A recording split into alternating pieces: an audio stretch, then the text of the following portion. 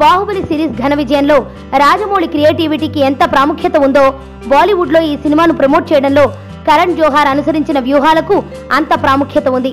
Baahubali series ను బాలీవుడ్ లో కరణ్ జోహార్ కాకుండా మరో నిర్మాత ఎవరైనా విడుదల చేసి ఉంటే బాహుబలికి ఈ స్థాయిలో అనూహ్యమైన విజయాలు వచ్చి ఉండేవి కావు అన్న కామెంట్స్ ఎప్పటి నుంచో ఉన్నాయి. అటువంటి కరణ్ జోహార్ లేటెస్ట్ గా రాజమౌళిని ఉద్దేశించి చేసిన కామెంట్స్ అనేక చర్చలకు తావిస్తున్నాయి.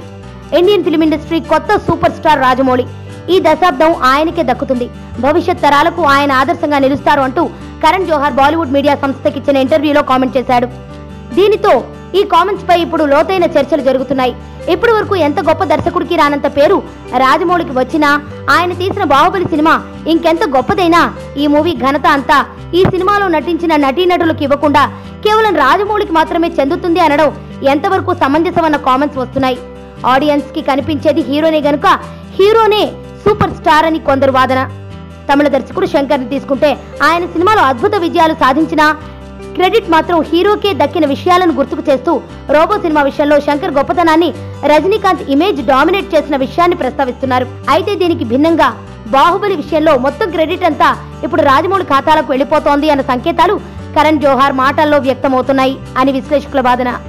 దీనికి తోడు రియల్ హీరో అంతా రాజమౌళి మాత్రమే అంటూ కరణ్ జోహార్ చేస్తున్న ప్రచారానికి ఇండియన్ ఫిల్మ్ ఇండస్ట్రీలోని టాప్ హీరోలంతా షాక్ అవుతున్నట్లుగా వార్తలు వస్తున్నాయి.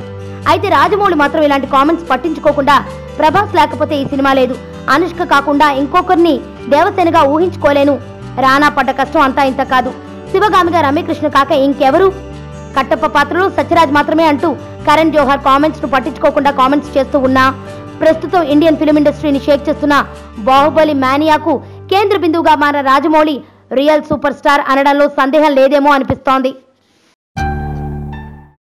నా పేరు ధనుష్ రిషి.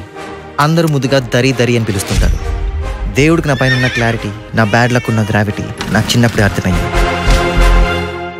నా లైఫ్లో లక్ ఫ్యాక్టర్ రాంగ్గా ఉండొచ్చు, కానీ లవ్ ఫ్యాక్టర్ మాత్రం చాలా స్ట్రాంగ్గా ఉంది. ఒక మనిషి చేయి చూసి తన జాతకం మొత్తం చెప్పేయగలను.